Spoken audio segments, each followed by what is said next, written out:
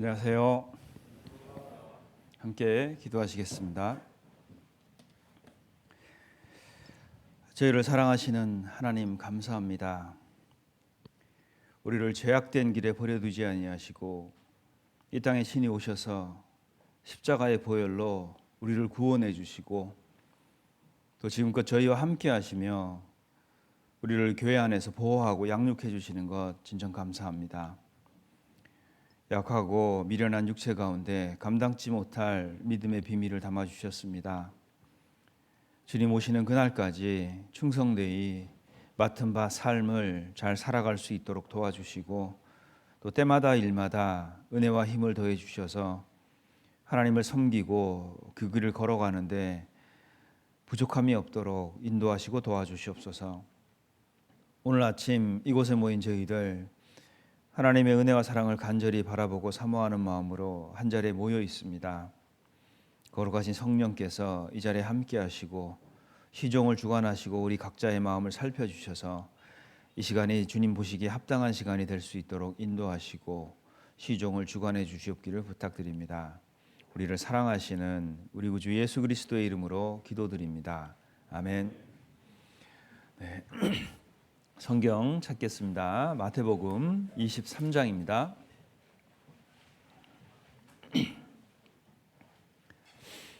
마태복음 23장 1절부터 12절까지를 제가 읽어드리겠습니다. 마태복음 23장 1절부터 12절까지를 읽어드리겠습니다.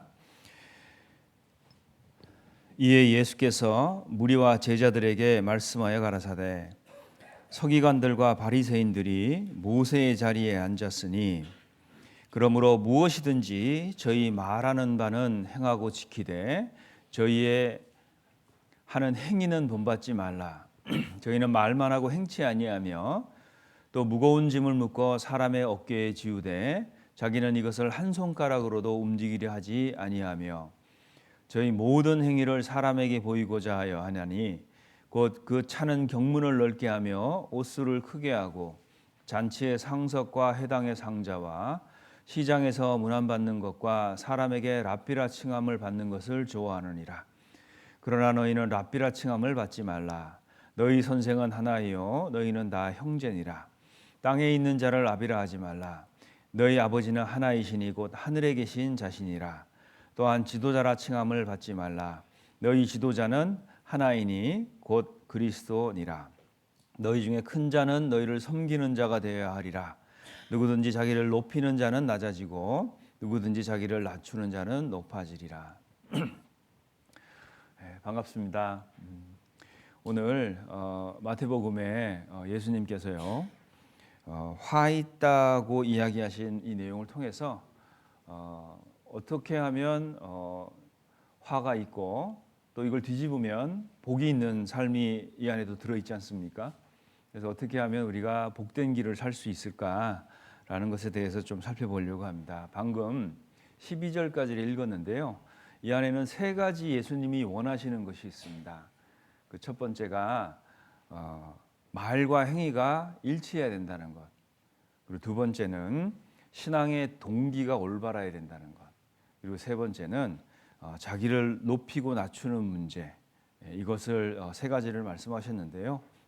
잠깐 좀 살펴보고 우리 삶의 교훈이 됐으면 좋겠습니다. 하나님이 화 있다고 한 성경이 참 여러 군데 있죠. 대표적인 게 이제 이사야서 5장, 또 많이 나오는 부분이 마태복음 23장 이렇습니다. 사실 화 있다고 선언하시고 말씀하실 때 유대 종교가들의 어떤 거짓된 것들, 또 외식을 신랄하게 비판하셨지만 그 안에는 그리스도 예수의 마음을 우리가 또 읽을 수가 있습니다. 이렇게 살고 있는 그들의 삶 자체가 예수님 보실 때는 화가 있다는 거잖아요. 우리가 그리스도의 마음을 알진데 주님이 이런 걸 싫어한다는 것을 우리가 분명히 읽을 수 있고 또 그 싫어하는 것들을 우리가 살펴본다면 어떻게 하면 주님을 기쁘게 할 건가라는 어떤 그 힌트도 좀 얻게 되는 것 같습니다. 처음에 성경을 구원받고 처음 사서 이렇게 손에 들고 있을 때요, 거의 6천 년을 내가 살고 있다라는 생각이 들었습니다. 왜냐하면 이 안에 다 들어 있잖아요. 그래서 구원받고 제가 처음 한 것은 성경을 사는 거였습니다. 내 성경을 하나 만들고 있어야 되겠다, 갖고 있어야 되겠다, 그런 생각에 성경을 샀는데요. 구원이 너무 크고 귀하다 보니까 이 성경을 참 너무 소중하게 다뤘습니다. 뭐 낙서 같은 거 안 하고 이름도 써서 붙였어요. 이렇게 잘못 쓰다가 틀리면 안 되니까 뭐 그런 마음 갖고 성경을 이렇게 들여다봤던 기억이 있습니다. 근데 어느 날 제 성경을 들여다보고 이런 생각이 들었어요. 어쩌면 이렇게 성경이 깨끗할까? 어떤 신앙의 흔적이 하나도 없는 거예요, 그 안에.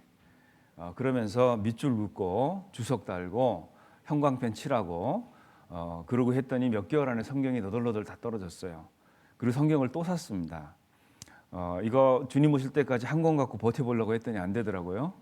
그래서 성경을 나오는 판별로 사게 되고, 또 어떤 분이 또 좋은 성경 갖고 있으면 또 그것도 욕심이 생기고, 그러니까 성경에 대한 욕심이 이렇게 생겼었습니다. 근데 또 신앙생활 하다 보니까 이 성경만이 갖고 있다고 신앙생활 되는 건 아니더라고요. 그러니까 뭔가 그 찾아낸 구절이 또 내 것이 되는 과정이 또 있어야 되고, 그러니까 뭔가가 하나하나가 하나님 앞에서 뭔가 이렇게 짜맞춰지고 있다. 잘 하나님이 맞춰가고 계신다. 이제 그런 자부심이 생기고 확신이 생겼었습니다. 그래서 어느 날 성경을 다시 읽다 보니까 뭐 형광펜 칠한 건 많은데 삶은 여전히 힘들었어요.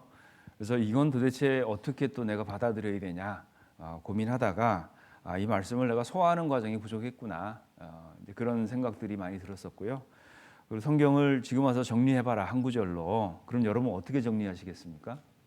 성경 전체를 한 구절로 요약해 보세요. 만약에 시험 본다 그러면 여러분 뭐 정답을 적으시겠습니까?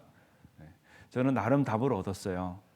뭐냐면 성경 전체는 저한테 순종하고 복 받아라, 그렇게 얘기하고 계셨어요. 그러니까 순종도 진리의 순종함으로 내 영혼을 깨끗하게 받은 건데, 그 다음부터 계속 이 순종이라는 것이 왜 필요한가? 그거는 사실 복의 근원인 하나님께로 가까이 가는 방법이자, 그리고 복의 근원으로 가까이 가면 무슨 일이 생길까요? 그러니까 내가 복된 삶을 살고 있는 거예요. 그래서 이게 성경 전체는 아마 이런 걸 얘기하는 건 아니겠는가? 순종하고 복 받자. 예. 자, 그럼 성경이 왜 이렇게 두껍게 됐냐? 그것도 마찬가지입니다. 불순종해서 이렇게 두꺼워졌다. 이제 그렇게 저는 개인적으로 이렇게 받아들이고 있는데요. 물론 하나님은 우리 각자의 버전에 맞는 이야기들을 만들어가고 계시죠. 여러분은 여러분 자신만의 세계를 갖고 있습니다. 그죠? 만약에 이 방 안에 한 200명이 있으면 200종류의 사람이 있는 거잖아요. 그 200종류의 사람이 있다는 얘기는 뭘까요? 200가지의 자기 인생이 있는 거고 200가지의 다른 생각이 있는 거라는 거죠. 그래서 유대인 격언에 보면 한 사람을 구하는 것은 세상을 구하는 것이다, 이런 그 속담이 있습니다. 그러니까 한 사람을 구하면 세상을 구하는 거다. 처음엔 좀 이해가 안 되는데요. 구원받고 살아보니까 그게 정답이더라고요. 왜냐하면 한 사람을 살리면 그 사람이 살고 있는 세상을 구하는 거예요. 그러니까 우리는 각자의 세상에 그 중심의 주인공으로 있는 거지 않습니까? 그래서 하나님이 세상을 이처럼 사랑하사 독생자를 주셨으니 사람 사랑하셨다, 그렇게 우리가 이해를 할 수가 있습니다. 그래서 하나님은요, 우리를 구원하셨을 뿐만 아니고 우리를 구원하시고 그리고 우리 각자의 버전에 맞는 최고의 나를 지금 만들어가고 계신 거예요. 지금 내가 어떤 형편에 어떤 모습으로 있든지 간에 이것은 하나님의 심사숙고의 결과라는 걸 우리는 믿어야 됩니다. 그것을 내가 믿지 못하는 순간부터 온갖 어려움과 고민 그리고 방황이 시작되기 시작합니다. 그래서 내가 지금 처해 있는 장소, 또 환경, 또 처해 있는 현실, 이런 것들은요, 하나님이 심사숙고한 결과다. 그리고 이것은 반드시 뭔가 의도한 바가 있고 그분이 목적하신 바가 있다는 것을 우리가 믿어야 됩니다. 그렇지 않으면 삶이 해석이 안 돼요. 성경은 주어졌고 구원은 받았는데 여전히 현실은 힘들고 어렵죠. 그러니까 내가 이해 못하고 있는 거지 하나님이 뭐 잘못된 건 아니라는 거죠. 우리가 그 믿음을 갖고 믿음을 시작해 보면 믿음 위에 믿음이 더해진다는 걸 이렇게 알게 됩니다. 그러니까 복음에는 하나님의 의가 나타나서 믿음으로 믿음에 이르게 하나니 곧 의인은 믿음으로 말미암아 살리라 그랬잖아요. 그러니까 그 믿음이란 건 또 다른 믿음을 만들어내고 그 만들어진 믿음 안에서 계속 움직이다 보면 또 다른 믿음이 그 위에 생겨나고 그래서 점점 믿음의 사람이 돼갑니다. 구원받고 나서 세상을 어찌 살고 고민도 많이 해보죠, 그죠? 세상을 살려면 우리는 뭐가 필요할까요? 뭐가 필요하죠? 뭐 체력도 필요하겠죠, 그죠? 네, 근데 제일 필요한 건 현금이죠. 네. 우리는 세상을 살려면 이제 현금이 필요한데, 하나님은 우리가 복되게 살면 돈 주겠다는 약속이 성경 어디에도 없습니다. 나는 정말 이게 필요한데, 그죠? 근데 이걸 주겠다는 약속은 어디에도 없어요. 그 대신 믿음의 사람이 된다. 믿음에 부욕해 된다는 표현은 정말 많죠. 나중에 철 들고 나서 알았어요. 야, 그 믿음이란 게 종합 선물 세트 같은 거구나. 그 안에 다 들어있다는 거죠. 뭐 현금부터 해서 건강까지 그 모든 것이 그 안에 다 들어있는 거였다라는 거예요. 근데 우리는 그 믿음보다는 현금 쫓아가는 분들 보면 참 안타깝습니다. 왜냐하면 그 믿음이 그 안에 다 들어있는 건데 그 하나님이 우리에게 정말 유복하게 하려고 그 모든 것들을 다 이렇게 주셨는데 이제 그런 그 곁길로 나아간다는 것 자체가 안타까운 일이 아닐 수가 없습니다. 그래서 하나님이요 우리를 구원하시고 오늘 죽으면 지옥 갈 사람을 살려놓은 거잖아요. 그 뭐 살려놨으면 대책이 있어야 될 거 아닙니까, 그죠? 예, 그래서 하나님이요 그것을 자세하게 성경에 여러 군데에 이렇게 들춰봐야지만 보이도록 이렇게 해놓으셨어요. 그래서 우리가 믿음의 분량만큼 성경이 번역되는 거잖아요. 이렇게 보여지는 거라 그런 것들을 우리가 발견해내는 그런 과정이 우리 신앙 생활이고 우리 삶이다 이렇게 얘기할 수 있습니다. 구원받고 나서 우리는 끊임없이 새로운 은혜가 필요하고 새 힘이 필요하죠. 뭐 오늘 힘 받았다고 그게 내일까지는 가는 게 아니잖아요. 그러니까 계속 우리는 끊임없이 힘을 받고 해야 되는데 한번 생각해 보죠. 뭐 하나님이 나한테 힘 줘야 될 이유가 뭘까요? 우리에게 왜 힘을 주셔야 되죠? 뭐 단풍놀이 가라고? 뭐 때문에 하나님이 주실까요? 이거는 하나님의 뜻을 순종해 나갈 수 있는 그 힘을 주시려고 주시는 거죠. 그래서 우리는 그 힘을 받으면 하나님 안에서 이렇게 움직여진다는 거예요. 어떤 분이 한숨을 푹 쉬시면서 저한테 하소연처럼 옛날에 이런 얘기 하셨어요. 아니 그 예수님이 왜 이렇게 거룩하게 사시다만 가셨냐는 거예요. 뭐 이렇게 좀 좋은 말, 뭐 이렇게 그 어록도 좀 남기시고 물론 이제 예수님 어록이 성경이지 않습니까? 이거 외에 뭐 사람들이 이렇게 지하철에도 좀 붙여놓고 이렇게 할 수 있는 아주 달콤하고 멋있는 말, 뭐 이런 것도 좀 하시고 뭐 유머도 좀 하시고 유흥도 좀 즐기시고 그죠? 그래서 술도 좀 하시고 담배도 좀 피시고 뭐 그때는 담배가 없었지만요. 좀 이렇게 여성들하고도 어울리시고 그러면 믿을 사람 정말 많을 거예요. 그랬어요. 왜냐하면 얼마나 공감이 형성되는 메시아입니까, 그죠? 그런데 그분은 사랑만 하시고 불편한 얘기만 하다가 가셨어요. 왜 그렇게까지 하셨을까요? 왜냐하면 주님은 그쪽에 서 계시지 않으면 우리를 그쪽으로 못 데려가십니다. 그죠? 우리랑 함께 계셨지만, 그러니까 예수님 자체는 죄인과 함께 식사도 하셨죠. 그 죄인의 집을 찾아다니시고 방문도 하셨습니다. 그런데 그분은 죄가 없으신 분이세요. 그래야 우리를 죄에서 건질 수 있기 때문에 그렇습니다. 자, 구덩이가 큰 게 있는데요. 나는 이 구덩이에서 태어났고 그 구덩이 안에 있는 학교를 다녔어요. 그리고 그 구덩이 안에서 결혼도 하고 자녀도 낳고 집도 하나 장만했습니다. 그런데 어느 날 그 구덩이 밖으로 나오게 된 거예요. 나와서 보니까 저쪽에서 이 구덩이를 메우려고 흙을 막 밀고 오고 있습니다. 자, 구덩이 밖에 있는 사람이 구덩이 안에 있는 사람을 건지는 거예요. 근데 내가 그 안에 있는데 어떻게 그 안에 있는 사람을 건져내겠습니까? 그러니까 그리스도인의 위치가 딱 그런 거죠. 우리는 세상에서 끄집어내서 꺼내놓은 사람이라는 거예요. 그러니까 이 정체성을 우리가 잃어버리면 아주 세상이 복잡합니다. 왜냐하면 우리가 사는 세상은 복잡계예요. 이걸 정의를 내릴 수가 없습니다. 자, 그러다 보니까 우리 그리스도인이 마지막 때가 되면 될수록 정체성을 잃어버리잖아요. 그러면 존재 가치가 되게 모호해집니다. 그래서 우리가 하나님 안에서 믿음 안에서 새 힘을 얻어야지만 우리가 주님이 이 세상 마지막 때에 원하는 것들을 이루어낼 수가 있겠죠. 자, 오늘 본문은 표시해 놓으시고요. 히브리서를 잠깐 보시겠습니다. 히브리서 4장.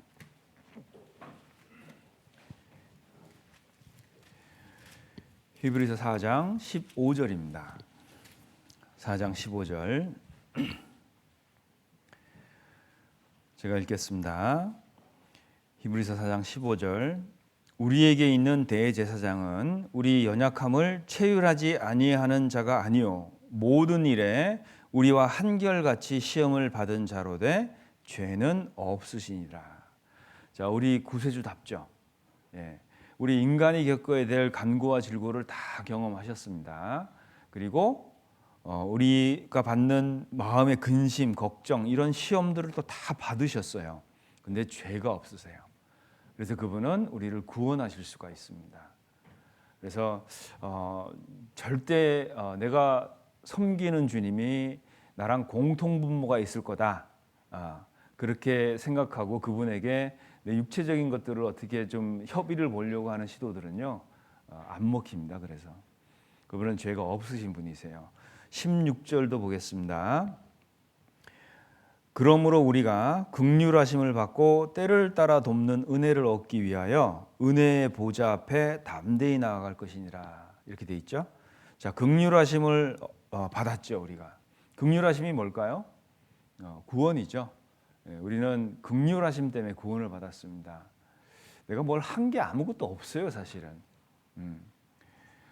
구원 간증도 이렇게 시간이 지나면서 좀 바뀌더라고요. 처음에는 정말 어렵고 힘들고 답이 없고 뭐 그렇게 살다가 결국에는 제가 주님 만났네요. 뭐 이런 간증이 시작되다가 나중에 간증하면서 하나님이 깨우쳐 주시더라고요. 네가 언제 그랬냐? 너는 도망만 다녔고 싫어라 했고 뭐 진리를 찾는 척은 했지만 찾아본 적도 없고, 그죠? 결국에는 우리가 알게 되는 건 그거죠. 나는 관심이 없었어요. 근데 하나님이 어디를 붙잡았죠? 내 등 뒤에서 내 목을 탁 잡은 거예요. 내가 하나님 앞에 나간 것처럼 이렇게 생각할 수도 있지만 하나님이 결국 뒤에서 도망가는 내 뒤에서 나를 낚아채신 거예요. 은혜를 주시고자 하나님이 그렇게 하신 거죠. 그래서 우리가 그 긍휼하심을 쫓아서 구원을 받았습니다.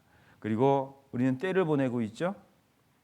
때를 따라 돕는 은혜가 있습니다. 우린 시간 속에 살아요. 근데 하나님은 어디 계실까요? 저쪽에 계시죠. 영원 속에 계셔요. 자, 영원 속에 계신 그분이 시간 속에 갇혀 있는 나를 지금 돕고 있다는 거예요. 그래서 그분이 하시는 일은요, 시간하고 관계없는 일들이 참 많습니다. 나는 때가 있는데 그분은 때가 없으세요. 근데 타이밍은 정확하게 맞추시죠, 그죠?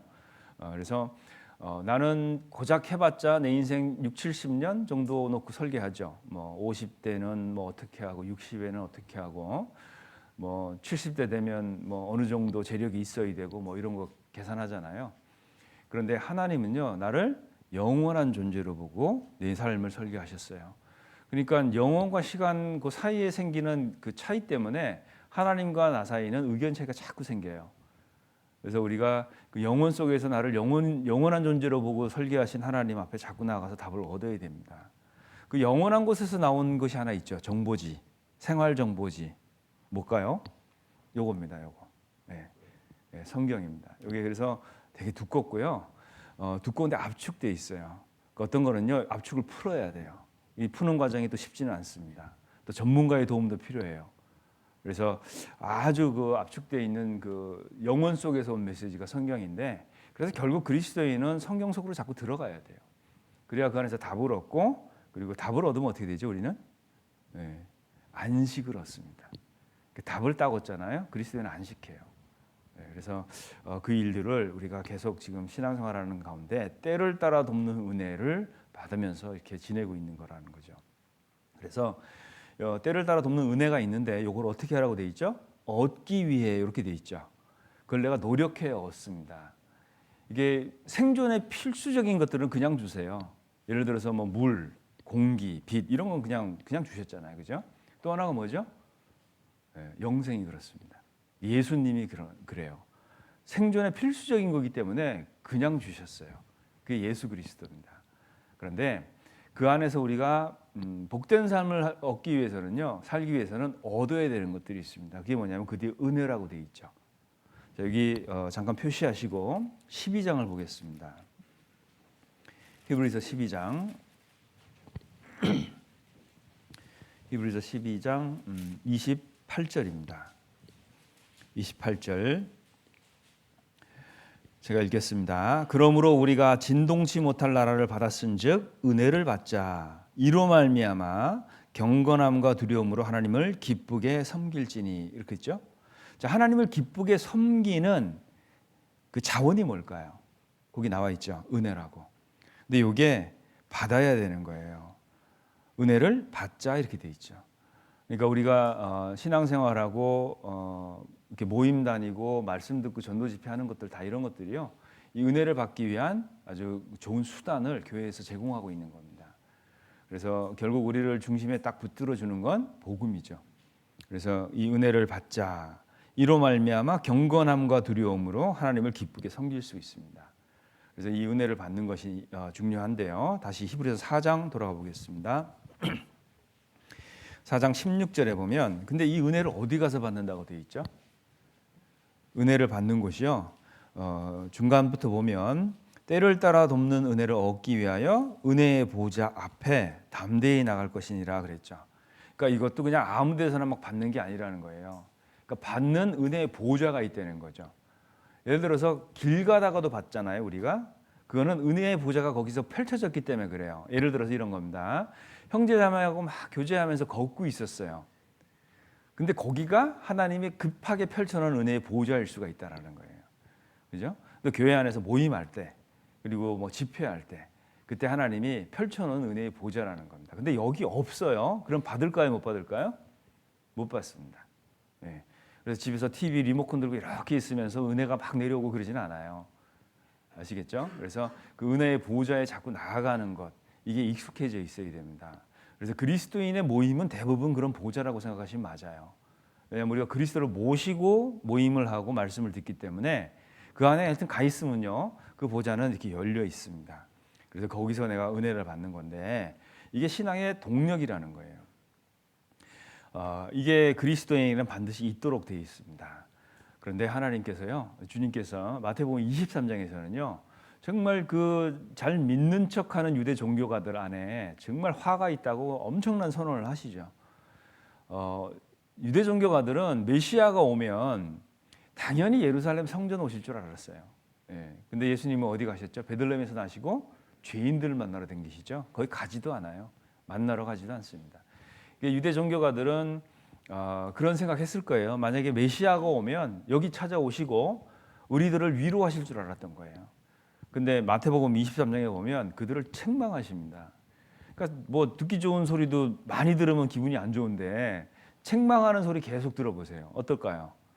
그러니까 마음이 상처를 받는 거예요. 그러니까 상처받으면 돌이키면 되는데, 그죠? 이들은 공모하죠. 예수를 없애려고. 이게 정말 잘못되어 있다는 거예요. 그러니까 예수님은 처음부터 알고 있었죠. 무엇이 그들 마음에 있었는지.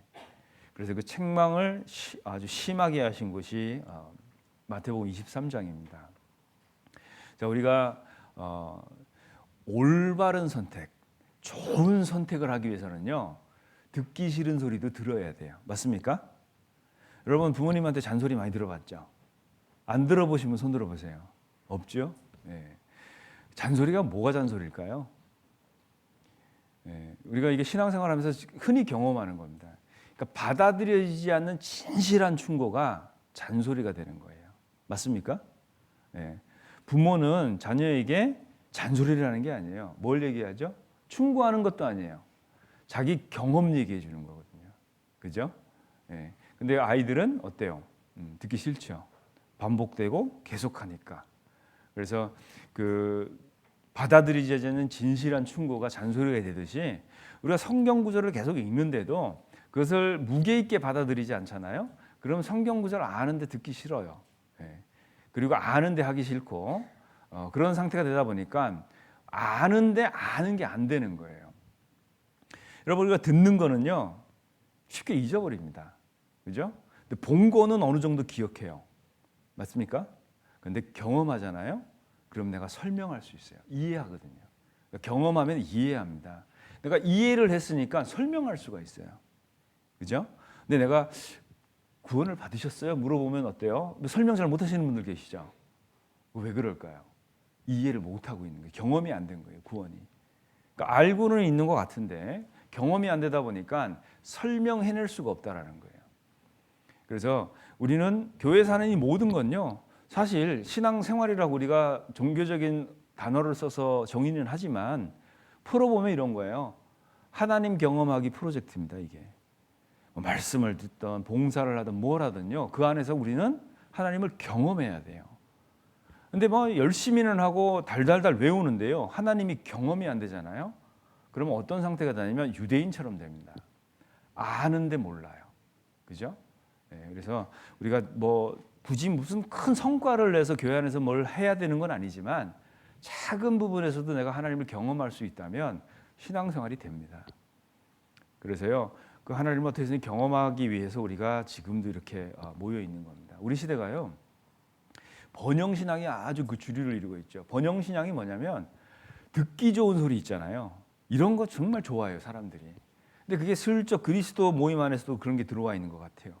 그러니까 듣기 좋은 소리, 뭐 들으면 이렇게 뭐 불이 켜지는 소리들 있잖아요. 뭐 그런 것만 좋아하지 뭐가 안 되냐면 행위가 안 따라와요. 그러니까 깨달음까지죠. 깨달음까지. 예. 그래서 그런 분들이 어떤 상태가 되냐면 아는 건 많아요. 근데 근육은 하나도 없어요. 그러니까 근육이 없으면 어떻게 되죠? 예. 뭐 움직이는 게 안 되잖아요. 여러분 나이 드시면 근육이 다 빠지죠. 예. 어르신들. 그럼 뭘로 버텨야 돼요? 뼈로 버텨야 돼요. 그러다 보니까 무슨 병 들어요? 골병 드시는 겁니다. 그러니까 이 뼈로 버텨야 되잖아요. 이 근육이 있어야 되거든요. 근데 근육이 자꾸 없어지는 거예요. 여러분 우리가 그리스도인이 말씀 붙들고 있잖아요. 말씀 붙들고 고난을 겪을 때 이때 뭐가 생기냐면 내 영혼에 근육이 붙어요. 그냥 고난 받으면요 진짜 힘듭니다. 근데 말씀을 붙들고 힘들어야 돼요 우리가. 그때 영혼에 근육이 붙어요 자꾸. 근데 이게 영혼의 근육은요 시간 지나다고 빠지는 게 아닙니다. 점점점 더 붙어요. 그러니까 근육이 있으니까 어떻게 돼요? 조금 더 하게 되고 이렇게 되는 거죠. 그래서 믿음으로 믿음에 이르게 하라니 이 말씀이 이루어지는 겁니다. 그래서 뭐 만사가 다 잘 될 거다. 뭐 듣기 좋은 이야기들 있잖아요. 뭐 이런 이야기를 들으면 그때는 괜찮아요. 좋습니다. 근데 돌아가 보면 여전히 현실은 이래요. 그러니까 여기서 생기는 괴리감 때문에 사실 그리스도인이 힘들어합니다. 그러다 보니까 뭐 답은 없는 것 같고 신앙생활이 다 이런 것 같다. 그렇게 정의하고 뒤로 한 발 쑥 빼고 이렇게 주저앉게 되죠. 그래서 우리는 듣기는 많이 듣는데 행함이 없다면 그런 그 우려될 만한 상황들이 신앙 안에서 생길 수가 있습니다. 마태복음 23장 돌아가 보겠습니다. 그래서 예수님이 하신 말씀 중에요. 말과 행동이 다른 것에 대한 책망을 하셨죠. 자, 거기 보면 3절에 보면 23장 3절에 그러므로 무엇이든지 저희의 말하는 바는 행하고 지키되 저희의 하는 행위는 본받지 말라. 저희는 말만 하고 행치 아니하며 그랬죠. 자, 그들이 하는 말 다 바른 말이에요. 여러분 이게 말하는 바는 지키라고 그랬잖아요. 그러니까 우리가 말씀을 들을 때는요. 누가 얘기했든지 간에 그건 주님 말씀이기 때문에 우리는 지켜야 됩니다. 그런데 뭘 본받지 말라고 한 거예요? 그들이 행위. 그러니까 하나님이 있잖아요. 민수기 23장 19절에 보면 하나님은 인생이 아니시니 시건치 아니하신다 그랬죠. 그리고 사람이 아닌 인자가 아니시니 후회가 없으시다 그랬죠. 그러니까 하나님은요 하신 말씀을 그냥 빈말로 던지는 게 하나도 없어요. 그러니까 예수님도 그러셨어요. 하나님은요 본인 자체가 말과 행사가 항상 일치하시는 분입니다. 이게 왜 그리스도인의 삶에 중요하냐면 말씀대로 돼요. 왜? 하나님은 언행이 딱 일치되신 분이거든요. 그러니까 말씀에 이렇게 돼 있으면 예외가 없어요. 예외가 없어야 됩니다. 그게 하나님의 공의예요. 그러니까 왜 말씀 생활이 왜 중요하냐? 말씀을 아는 게 말씀 생활은 아니에요. 말씀대로 사는 게 말씀 생활이잖아요. 그죠? 그 말씀을 아는 게 말씀 생활이라고 착각하시면 안 됩니다. 그 안 말씀대로 사는 게 말씀 생활이에요. 자, 그러면 시편 찾아보겠습니다. 여기 표시하시고요. 시편 33편입니다.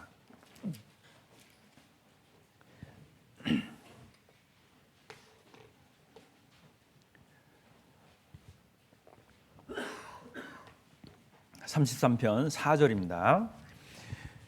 여호와의 말씀은 정직하며 그 행사는 다 진실하시도다 그랬죠. 하나님 말씀은요 정직하세요. 그러니까 뭘 이렇게 모호하게 얘기해가지고 있잖아요. 이렇게도 되고 저렇게도 해석이 되는 그런 말씀을 하신 건 없어요. 하나님 말씀이 정직하거든요. 이 정직이라는 게 되게 중요합니다. 이 하나님의 정직한 말씀을 우리는 정직한 마음으로 받아야 돼요.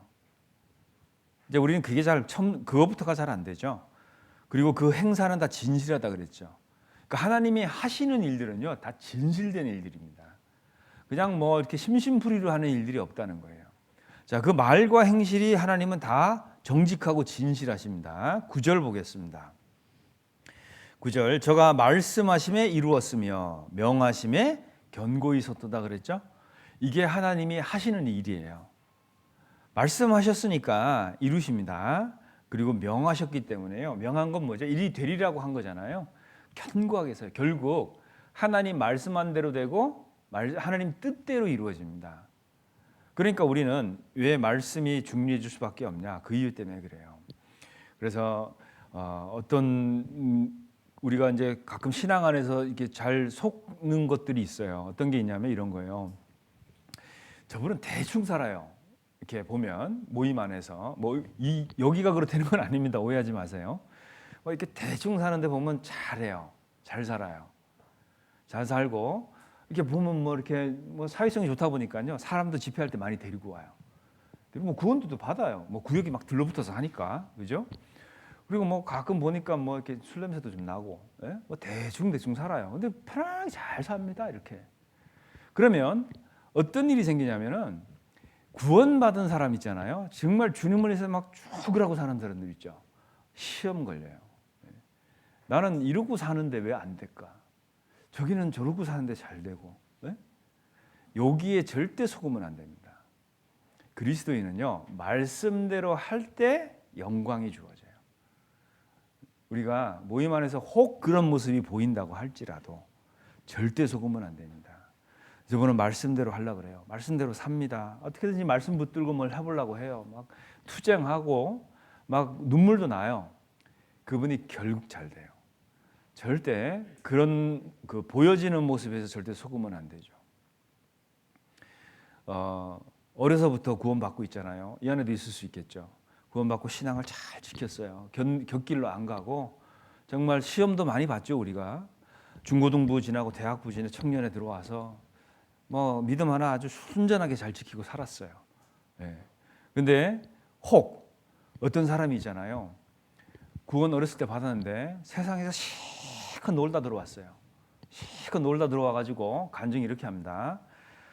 내가 나가서 여자도 사귀어보고 술도 마셔보고 허랑방탕하게 살아봤는데 공허하더라. 그래서 내가 지금부터 열심히 살 거예요. 눈물 흘리면서 간증해요. 저는 그런 간증 못하게 합니다. 왜냐하면 순전하게 믿음 지키고 살았던 사람들은요, 거기에 시험에 걸리면 안 돼요. 자, 누가 하나님 앞에서 가장 가치 있고 고결한 삶을 살고 있을까요, 지금? 허랑방탕하게 살다가 정신 차린 사람일까요? 꾸준하게 계속 주님을 위해서 열심히 살았던 사람일까요? 그죠? 후자죠. 절대 거기에 시험에 걸리면 안 돼요. 이게 왜 그러냐면 하나님이 언행을 일치하고 계시기 때문에요. 반드시 말씀대로 살면 그 사람이 잘 됩니다. 한순간 그게 혹 좋아 보일 수 있어요. 거기에 시험에 걸리면 안 돼요. 그래서 혹 그런 간증을 하고 싶은 마음이 일더라도, 물론 돌아오면 잘한 거죠. 그죠? 있더라도 그건 하나님 앞에서 반성할 때 하세요. 그 덕이 안 됩니다. 그리고 누구를 반드시 시험에 걸리게 할 수 있어요. 그건 자랑이 될 수 없어요. 근데 그걸 마치 무용당처럼 이렇게 간증에 꺼내놓는다면 하나님이 그 입을 딱 닫으실 거예요. 그래서 하나님이 언행이 일치되신 분이기 때문에요. 우리는 이걸 반드시 기억해야 돼요. 시편 찾았으니까요. 138편 보겠습니다. 138편 2절입니다. 138편 2절 제가 읽겠습니다. 138편 2절 내가 주의 성전을 향하여 경배하며 주의 인자하심과 성실하심을 인하여 주의 이름에 감사하오리니 이는 주께서 주의 말씀을 주의 모든 이름 위에 높게 하셨습니다. 그랬죠.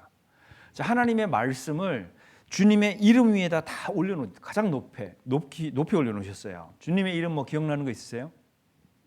여호와, 그죠? 여호와 뒤에 붙는 게 있죠. 뭐 여호와 이래 준비해 주시잖아요. 얼마나 좋아요. 하나님이 준비해 주시는데, 그죠? 그 위에 뭐가 있다고요? 하나님의 약속의 말씀이 있습니다. 자, 우리는 준비해 주신 하나님 때 감동도 받죠. 근데 그 위에 뭐가 있다고요? 하나님의 약속의 말씀이 있는 거예요. 여호와 라파 고쳐 주시죠. 얼마나 좋습니까? 내 상한 심령 고쳐 주시고 내 육신도 고쳐 주시고 정말 은혜롭죠. 그 위에 말씀이 있어요. 성경에 보면 약 26개의 하나님의 이름이 있습니다. 뭐 은혜로운 이름 많잖아요. 여호와 삼마, 하나님이 여기 계시는구나. 뭐 여호와 니시, 하나님이 기쁨이잖아요. 여러 가지가 있지만 그 모든 이름 위에 하나님의 말씀을 놓으셨어요. 그 얘기는 뭐예요? 반드시 이루겠다. 그런 의지를 갖고 계신 거예요. 그런데 내가 말씀대로 하면 반드시 될까요? 안 될까요? 되는 거예요. 여기 혹 법 공부하시는 분들 계신지 모르겠는데요. 법이 뭡니까? 법은요, 상식이에요. 맞습니까? 예, 법이 상식이에요. 하나님이 주신 법도 마찬가지입니다. 우리가 신앙 안에서 상식적으로 해석이 안 되는 건 하나님의 법이 될 수가 없어요. 자, 그런데 그 상식을 어기는데 잘 된다? 있을 수가 없습니다. 이건 일시적인 현상인 거예요. 하나님은 어디 계시다고 그랬죠? 시간 밖에 계시죠. 그분은 시간의 개념을 갖고 시간의 제약을 받지는 않으세요. 그러니까 반드시 말씀 언행이 일치되는 것을 최우선으로 놓고 계셔요. 그래서 우리도 왜 말씀 생활이 중요하냐? 이유는 딴 게 없어요. 말씀대로 됩니다. 그러니까 말씀을 아셔야 돼요. 우리가 말씀을 몰라서 에러가 나잖아요. 그러면 무죄가 아니에요. 몰라서 내가 이랬다. 그게 여러분 무죄라고 생각하세요? 무지는 무죄가 아닙니다. 왜? 무지가 메시아를 죽이잖아요. 그게 어떻게 무죄예요? 그죠? 내가 하나님은 몰랐어요. 내가 그때 하나님 뜻을 잘 몰랐습니다. 물론 믿음의 분량대로 철이 없어서 그럴 수 있어요. 하나님 아셔요. 근데 의지적으로 모르려고 하는 분들 있죠. 아유, 나는 그거 안 배울래. 몰라도 돼. 알면 부담스러워. 이거는 절대 무지가 될 수 없습니다. 그리고요, 또 하나는 우리가 왕 같은 제사장들인데 제사장으로서 하나님 뜻을 모르는 건 죄입니다. 그거 아셔야 돼요. 그래서 우리가 하나님 뜻을 열심히 아는 것 되게 중요합니다. 누가복음 24장도 보겠습니다. 누가복음 24장 19절입니다. 24장 19절.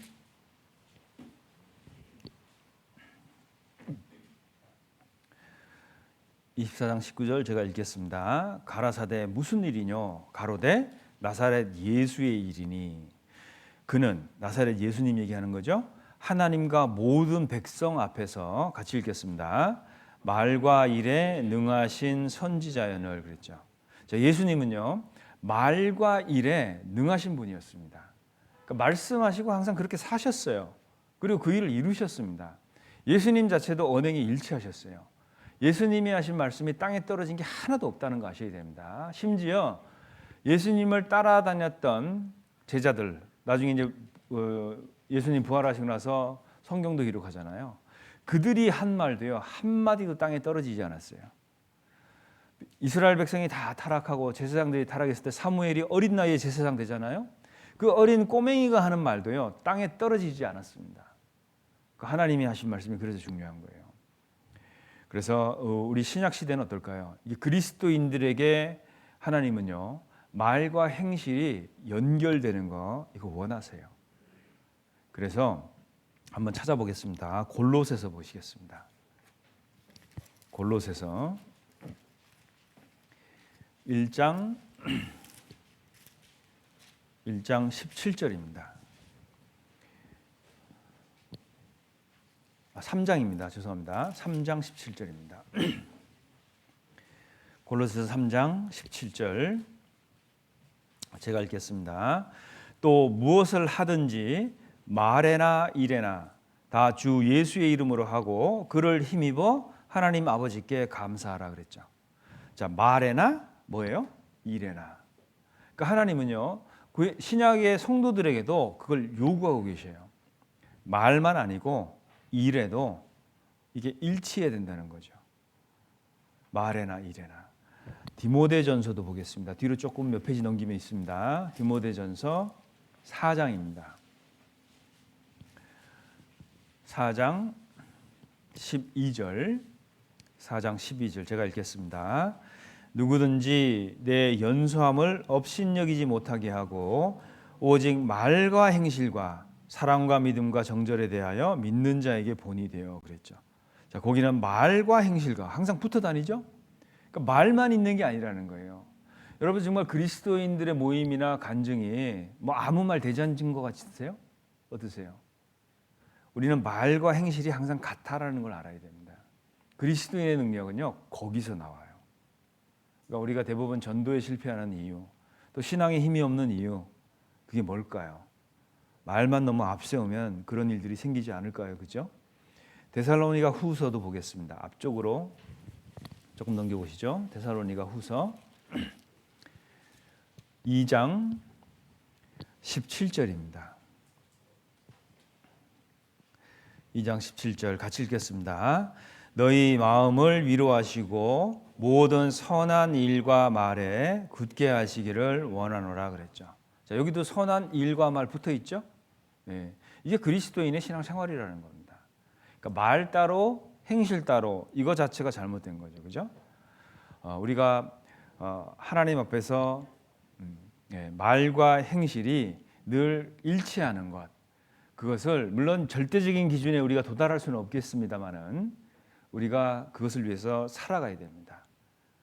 그래서 그리스도인은요, 우리가 하는 말에 정말 힘을 실어야 돼요. 마지막 때가 되면 될수록요, 우리가 짧게 말하고 그리고 간단하게 얘기해야 됩니다. 근데 그 말에 힘이 있고 울림이 크게 만들어야 돼요. 저도 주일 설교 1시간만 하려고 했는데 잘 모르겠습니다. 자꾸 짧게 하라고 하셔가지고. 또 저희 어머님이요, 설교할 때 말씀 많이 찾지 말라고 그랬어요. 잠깐 몇 구절 찾았는데 어머님 막 목소리가 들리네요. 이렇게. 우리 시대가 그런 게 좋잖아요, 그죠? 짧은데. 근데 짧게 간단하게 얘기하지만 우리의 말에 울림이 있고 힘이 있으려면 어떻게 해야 될까요? 그러니까 거기에 우리 행실이 따라가야 됩니다. 그래서 우리가 갖는 경건은요, 구별된 경건은 촌스러운 게 아니에요. 이 정말 멋있고 세련된 거거든요, 하나님 앞에서요. 네. 그래서 이 세상을 향해서 그렇게 얘기할 수 있는 사람이 그렇게 많지가 않습니다, 세상에. 그걸 우리가 하는 건데, 그죠? 그래서요, 우리가 말만 하고 행치 않는 것, 결국 아는 것 같지만 알지 못하는 상태로 이렇게 우리를 밀어붙입니다. 그래서 그 유대인들도 보면 그 동방 박사들이 와서 그 메시아가 어디서 나냐 물어보잖아요. 그 답해주죠. 베들레헴에서 난다고. 근데 본인들은 가보지도 않아요. 그런 상태가 되는 거예요. 그런 상태가 됩니다. 그래서 성경은 알았지만 가보지 않은 그 유대인들처럼 우리가 말씀을 아는 것이 말씀 생활이 아니에요. 우리가 말씀과 언행이 일치하는 것, 그것을 위해 노력해야 됩니다. 그 구약에 보면 에스라 선지자 있잖아요. 이 에스라 선지자는요, 그 페르시아 왕 아닥사스다 왕이죠. 그 왕에게 하나님에 대한 얘기를 정말 많이 해요. 우리 하나님이 도와주신다, 지켜주신다, 그리고 우리는 하나님이 돌봐주신다, 이런 얘기를 해요. 근데 드디어 이 에스라에게 왕이 뭘 얘기하냐면 너네 나라로 돌아가, 이렇게 얘기합니다. 돌아가야 되는데 참 길이 멀고 험해요. 멀고 험한데 왕이 딱 제안을 하나 합니다. 내가 너네 거기까지 갈 때까지 군대 좀 붙여줄까? 이렇게 물어보거든요. 근데 에스라는요, 마음에 이런 게 있는 거예요. 내가 하나님이 도와준다고 그렇게 왕한테 얘기했는데 도와줄까? 도움 받아보면 어떨까? 그런 시험 안 받았겠어요, 그죠? 근데 에스라는 자기가 한 말을 지킵니다. 필요 없습니다. 우리는 하나님이 돌봐주세요. 네, 자기가 한 말을 지켜요. 한번 찾아볼까요? 에스라 8장입니다. 에스라서 8장 21절 21절부터 23절까지입니다. 제가 읽어드리겠습니다. 에스라 8장 구약 한 722페이지 근처에 이렇게 있습니다. 8장 21절부터 읽겠습니다.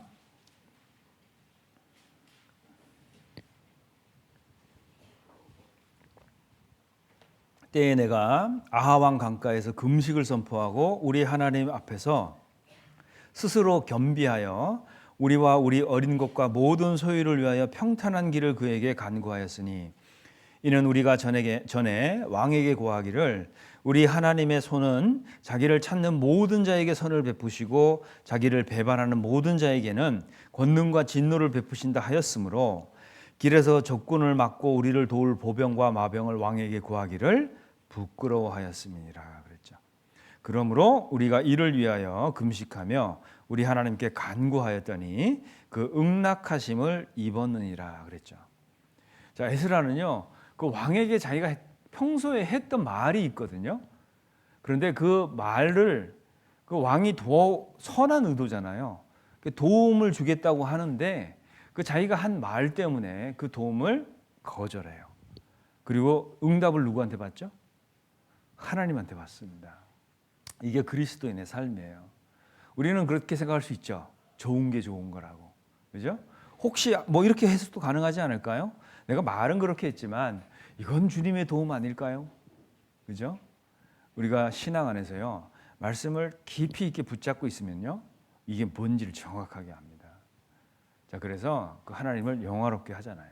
우리 그리스도는 마찬가지예요. 평상시에 뭐 집회 다녀보자 그럴 때는 되게 잘해줘요. 그죠? 전도 집회 다가오면 막 어떤 사람한테 막 커피도 사다 주고 잘하잖아요. 근데 평상시에 뭐 그런 거 없으면 또 냉랭하게 지내고. 그죠? 네.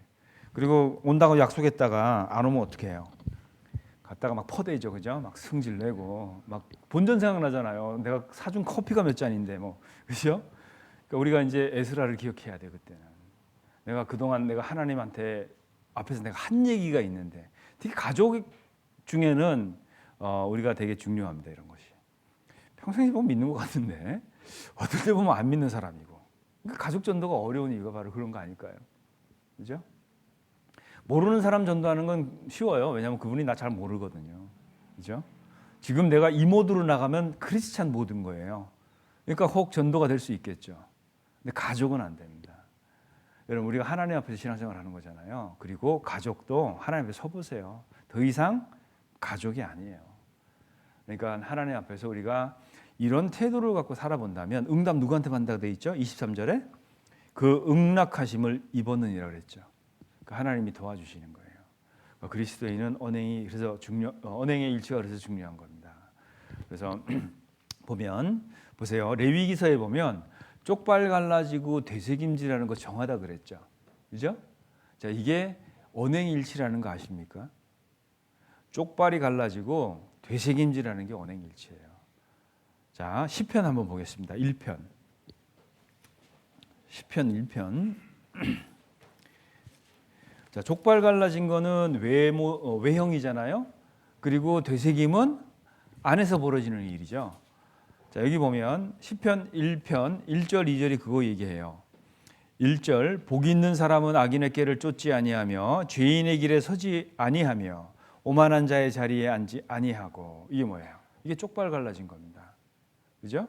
구별된 삶이잖아요. 그리고 2절 볼게요. 오직 여호와의 율법을 즐거워하여 그 율법을 주야로 묵상하는 자로다 그랬죠. 이건 뭐예요? 되새김이죠. 우리가 말씀만 알고 주야로 묵상한다고 일이 벌어지진 않습니다. 아니하고 이게 돼야 되잖아요. 이게 언행일치라는 거예요. 정금 같은 믿음 우리 다 갖고 싶어 하잖아요. 그죠? 그 욥이 그런 아주 유명한 이야기를 하잖아요. 여기 23장 10절에 보면 나의 가는 길을 오직 그가 아시나니 그가 나를 단련하신 후에는 내가 정금같이 나오리라 그랬죠. 대부분 외우고 암송하고 좋아하는 구절일 수밖에 없어요. 자, 그런데 한번 보셔요. 욥기서 한번 보겠습니다. 23장 앞으로 한 열 몇 장 넘겨보세요. 욥기 23장 10절 그렇게 돼 있죠. 23장 10절에 보면 나의 가는 길을 오직 그가 아시나니 그가 나를 단련하신 후에는 내가 정금같이 나오리라. 근데 요거 되려면요 11절 12절이 돼야 됩니다. 자, 11절 읽어볼게요. 내 발이 그의 걸음을 따로 따랐으며 내가 그의 길을 지켜 치우치지 아니하였고, 이게 뭘까요? 이게 쪽발 갈라진 거예요. 그리고 12절은 내가 그의 입술의 명령을 어기지 아니하였고 일정한 음식보다 그 입의 말씀을 귀히 여겼구나 그랬죠. 이게 되새김이잖아요. 그러니까 이런 정금 같은 믿음이 어떻게 나온다는 거예요? 11절, 12절로 나온다는 겁니다. 근데 우리는 10절까지만 읽고 딱 끝나죠. 네. 우리가 쪽발 갈라지고 되새김질하는 것, 그게 언행일치라는 거 아셔야 돼요. 그러니까 말로만 하는 게 아니에요. 그리스도인은 말의 능력이 있지 않습니다. 우리는 해요. 그죠? 이번 처음으로 코로나 이후에 이제 우리 수양회 있지 않습니까? 그죠? 수양회를 했는데 우리가 매 차수마다 한 10,000명 정도 모였잖아요. 그죠? 근데 정부 관계자 말로는 그게 가능하냐는 거예요. 이 시대에 10,000명 모여서 7차 수양회를 하는 게 가능하냐. 공부 좀 해봐야 되겠다. 뭐 이런 얘기를 하셨다고 그래요.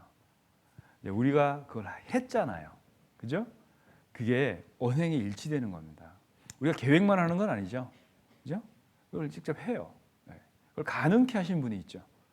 자, 우리는 그것이 있기 때문에 언행의 일치를 해볼 만하다는 거예요. 만약에 돕는 분이 없으면요, 그 정말 고역입니다. 우리가 말하고 언행, 이 평상시에도 구원받기 전에도 안 되는 건데, 현자도 안 되는 거예요, 세상 현자도. 그런데 그리스도인은 돼요. 왜? 돕는 자가 있거든요. 그래서 우리는 그걸 해볼 만한 거예요. 그래서 말씀이 하나님이 언행을 반드시 일치한다는 걸 기억해 보면 하나님이 정말 공의로운 분이다라는 걸 알게 됩니다. 공정하고 의로우세요. 그러니까 본인도 말씀하신 거 지키고 계시잖아요. 그래서 우리가 말씀대로 된다는 걸 안다면 언행이 일치돼야 된다는 걸 알 수 있겠죠. 여러분 천국 가면 뭐가 좋죠? 여러분 뭘 기대하고 계세요? 지금 천국 가면 몸만 아픈 거, 뭐 먹고 사는 거 걱정 안 해도 되는 거. 어떤 분이 그런 얘기 하시더라고요. 천국 가면 정말 좋을 것 같아요. 왜? 육신이 없잖아요. 왜? 죄가 없다는 거예요. 정말 그 감사한 일이죠. 죄가 없잖아요. 천국은. 근데 정말 천국이 천국다워지려면 그거 아세요? 하나님의 공의가 완전히 실현돼야 된다는 거. 그죠? 그래야 천국이 천국다워집니다. 내가 봤을 때는 뭐 대충 살았는데 나랑 똑같이 영광 받았어요. 얼마나 속상하겠어요. 그죠? 나도 좀 놀 걸. 뭐 그런 생각 안 들겠어요? 천국이 천국다워지려면 이런 겁니다.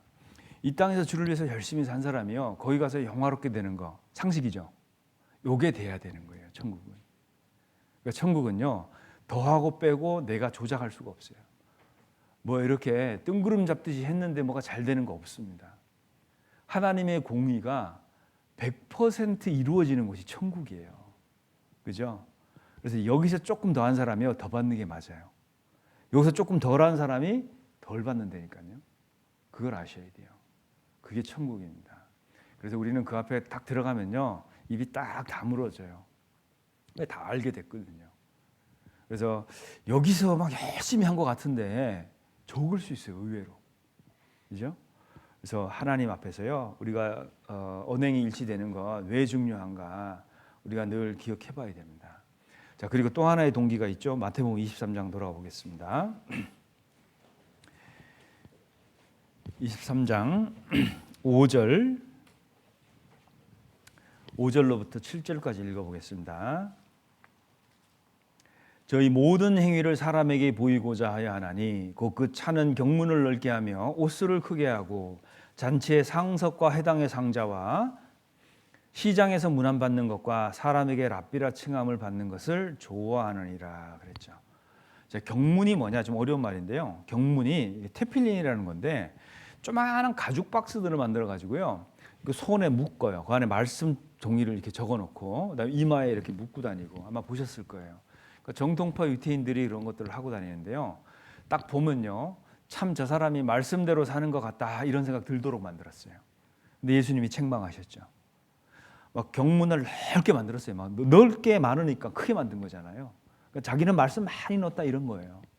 그러니까 이런 거 차고 다니면서 거룩하게 보이고 다녔다는 거예요. 책망하셨어요. 그리고 옷술을 크게 했다 그랬죠. 옷술이 뭐냐면 이 소매에다가 파란색, 청색 술을 달아요. 술 이렇게 끈 같은 거 이렇게. 그걸 이제 치치트라고 하는 건데요. 걸을 때마다 이 옷술이 출렁거리면서 눈에 띕니다. 이렇게 팔을 저을 때마다. 그래서 하나님을 기억하라고 이렇게 하나님이 얘기한 거예요. 근데 이것을 거룩한 패션으로 하고 다녔어요. 네. 그러니까 하나님이 볼 때 이걸, 예수님이 볼 때 이걸 책망하셨다는 거예요. 자, 그러면서 무슨 얘기 하셨죠? 여기 보면 10절에 이렇게 돼 있죠. 또한 지도자라 칭함을 받지 말라. 너희 지도자는 하나이시니 곧 그리스도라. 너희 중에 큰 자는 너희를 섬기는 자가 되어야 하리라. 자, 여기 보면 하나님께서요, 이렇게 사람에게 보이려고 하는 것, 왜 그런 의지가 생기냐는 거예요. 그것은 하나님을 무시하기 때문에 그렇습니다. 왜냐하면 하나님이 다 보시지 이거 생각 못 한다는 거예요. 그러니까 그냥 사람 앞에서 보이는 게 신앙의 전부가 돼버리는 거죠. 우리가 한 가지 좀 생각해 봐야 되는 게요. 남이 나를 어떻게 볼까? 우리 정말 신경 쓰이죠. 그죠? 근데 그것보다 더 중요하게 봐야 될 게 하나 있어요. 그러니까 하나님이 나를 어떻게 보고 계실까? 이게 되게 중요합니다. 어떨 때는 오해받을 때도 있어요. 나는 의도가 그렇지 않고 내가 그렇게 한 마음도 없었고 전혀 그럴 마음이 1도 없었는데요. 남이 오해할 때 있어요. 그때 우리가 이걸 어떻게 다스릴 수 있냐면 하나님이 아신다. 이걸 알아야 돼요. 그죠? 그러니까 하나님이 아셔요. 내가 남이 어떻게 나를 평가하든 간에 하나님이 아셔요. 그리고 또 하나는 내 모든 의도와 생각을 다 설명하면서 우리가 신앙생활을 할 수 없지 않습니까? 그러니까 이거는 우리가 어떻게 다스려야 되냐면 이런 생각들은 하나님이 보신다예요. 그러니까 하나님이 보시고 하나님이 아셔요. 그죠? 그것이 내 신앙 안에 있어야 됩니다. 그래야 그 사람이 중심이 흔들림이 없어요. 어떤 상황에도 그리스도인으로 사라집니다. 선교사님들이 대부분 그래요. 가면 고립되거든요. 그리고 해외를 나가니까 국내에 형제자매들이 없어요. 근데 거기서 선교를 어떻게 할 것 같습니까? 만약에 그런 주변에 있는 사람을 인식하고 신앙생활을 했다면 가자마자 무너져요. 네. 왜냐하면 대부분 내가 있던 곳을 친숙하게 있던 아는 사람들을 떠나잖아요. 사람은 도덕성이 훅 떨어집니다. 근데 선교사님들이 가서 선교하고 교회를 이루고 복음을 전하고 하시잖아요. 그 이유가 뭐냐면 이게 되기 때문에 그래요. 내가 그걸 다 설명할 수 없어요. 엄청나게 힘든 것들 많이 겪잖아요. 근데 그걸 다 설명 못 합니다. 하나님이 아시면 돼요. 그리고 내가 이렇게 했고 뭐 결과가 좀 부진할 수도 있죠. 네. 그런데 하나님이 보셨어요. 그러면 돼요. 하나님이 아시고 보셨어요. 자, 그리고 제일 중요한 게 하나 있어요. 우리는 뭔가를 사람의 도움을 받는다고 생각하잖아요. 근데 누가 주시는지 아세요? 하나님이 주셔요. 그러니까 그가 보신다. 그가 아신다. 그가 주신다. 저는 이 세 가지 단어를 붙들고 이렇게 선교 생활을 했던 기억이 있습니다. 그거면 족한 거죠. 그죠? 그래서 마태복음 6장을 보겠습니다. 앞쪽으로 넘겨 보시죠. 괜히 뭐 사람이 주는 것 같고 그러면요. 그 사람 앞에 가서 잘 보이려고 그러고 괜히 불필요한 말 하게 되고 그래요. 자, 그런데 여기 보시죠. 6장 1절입니다. 같이 읽겠습니다. 사람에게 보이려고 그들 앞에서 너희 의를 행치 않도록 주의하라. 그렇지 아니하면 하늘에 계신 너희 아버지께 상을 얻지 못하느니라 그랬죠. 이거 누가 하신 얘기죠? 상 주시는 분이 하신 얘기예요. 그죠? 예수님이 하신 얘기입니다. 자, 상 주시는 분이 이렇게 얘기했어요. 사람에게 보이려고 하는 거 상 없음. 딱 목 박으셨어요. 자, 그러면 내가 섬기고 하는 이 봉사의 모든 동기가 사람 앞에서 하는 거면 상 있어요, 없어요? 없대잖아요. 상 주시는 분이 그렇게 얘기하셨어요. 없습니다. 그러니까요, 뭐 많이 받을 줄 알았는데 가보면 요만큼일 수 있어요. 내 동기가 그랬다면. 그런데 정말 하나님 앞에 보이려고 내가 하는 것들이었다면 그건 엄청난 상을 받는다는 얘기죠. 6장 찾았으니까요. 3절 보겠습니다. 3절. 너는 구제할 때에 오른손이 하는 것을 왼손이 모르게 하여 내 구제함이 은밀하게 하라. 은밀한 중에 보시는 너희 아버지께 갚으시리라. 자, 이게 무슨 얘기냐면요. 은밀하게 들릴 수 있는데 이게 이런 겁니다. 오른손이 뭘 했어요. 어떤 일을 했어요. 근데 왼손이 어떻게 모를 수 있습니까, 이게? 어떻게 생각하세요, 여러분들? 오른손이 일을 했는데요. 왼손이 몰라. 이게 어떻게 가능해요? 한 지체인데. 근데 방법이 딱 하나 있어요. 뭔지 아세요? 팔을 자르는 게 아니고요. 오른손이 뭔 일을 했는데 잊어버리는 겁니다. 기억하지 않는 거예요. 그 왼손이 알아요, 몰라요? 절대 몰라요. 그렇게 하라는 거예요. 그러니까 은밀한 중에 보시는 하나님이 그런 얘기입니다. 내가 오른손이 딱 뭔 좋은 일을 했어요. 끊임없이 기억하죠. 또 기억하고 또 기억하고 막 적어놓기도 하고. 네. 그러면 왼손이 뭐 다 알죠. 하나님이 그거 원하시는 거예요. 오른손이 뭔 일을 했으면 잊어버리라는 거예요. 성경에 보면 의인들 이야기가 누가복음 14장에 나오잖아요. 이 의인들의 특징이 뭐냐면 뭐 주를 때 먹이고 추울 때 입히고 다 했는데 몰라요, 이분들이. 한번 찾아볼까요? 누가복음 14장입니다.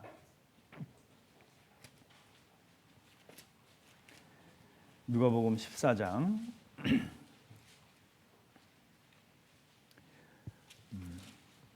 자, 여기 보면 12절부터 읽어보면, 자, 우리가 이제 상급을 어떻게 받게 되느냐, 이제 거기에 대한 그 정보가 자세히 기록이 되어 있는데요.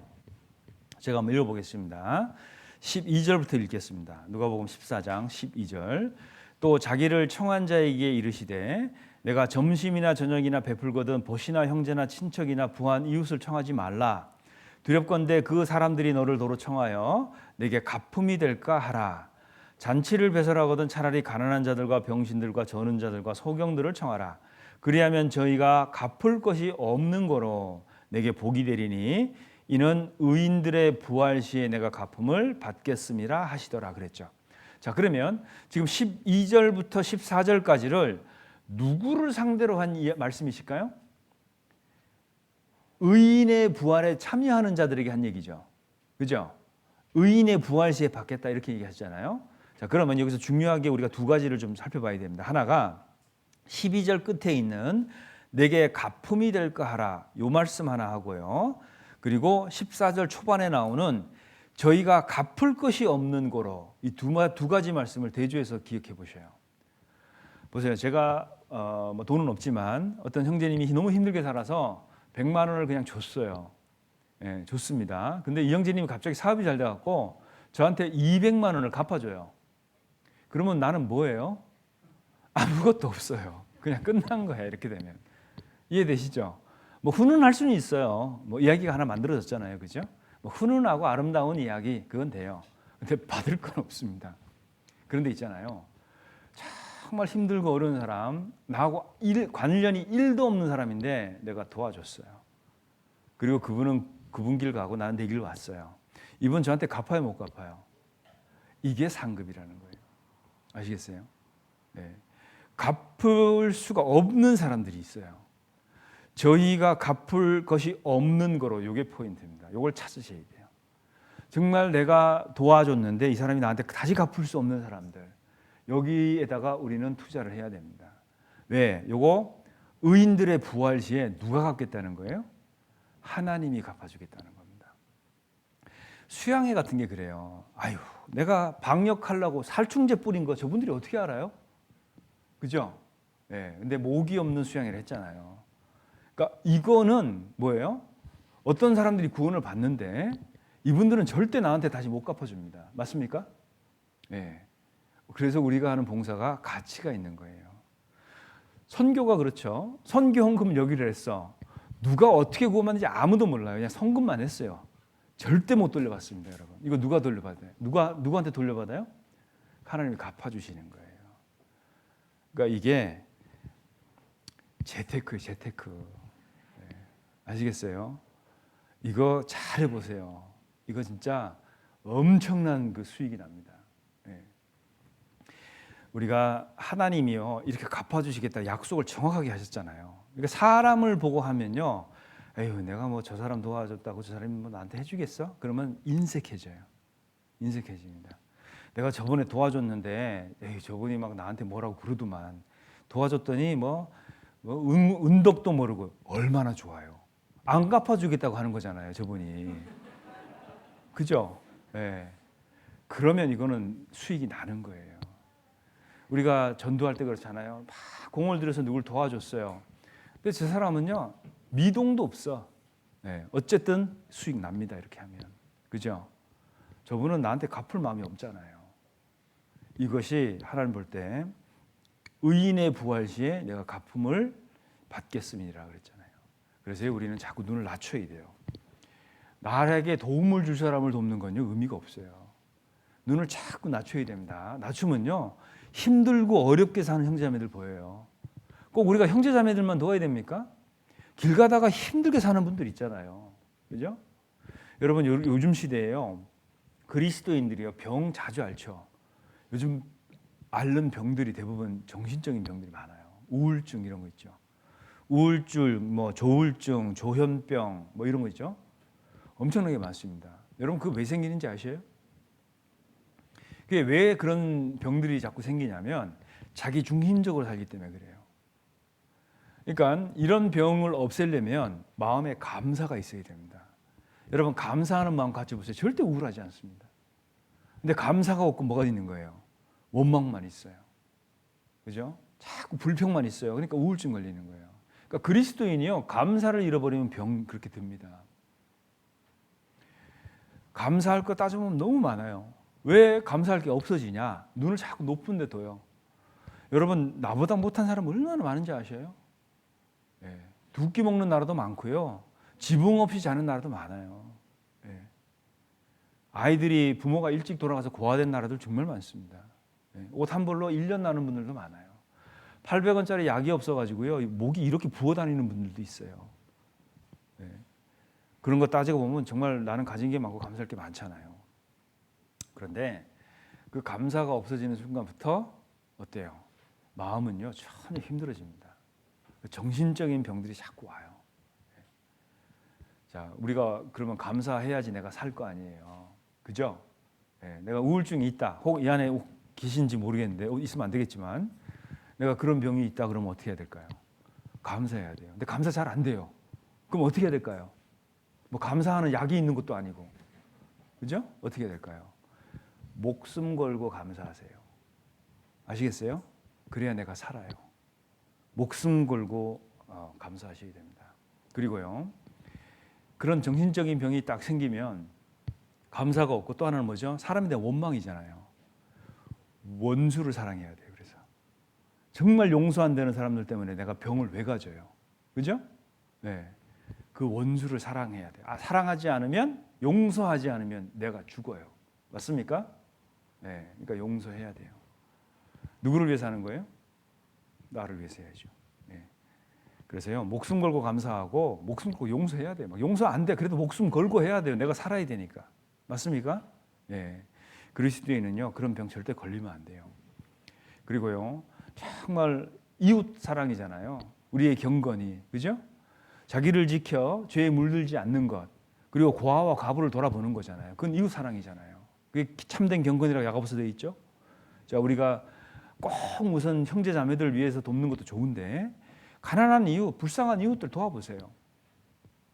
그리스도인이 언제 제일 건강하게 사냐면 남을 위해서 살 때예요. 자기 자신을 위해서 살잖아요. 우울해요. 왜? 가진 게 없거든요. 할 수 있는 게 없고 아는 게 별로 없어요. 그러니까 자기 자산에 딱 갇히는 게 우울증이에요. 딱.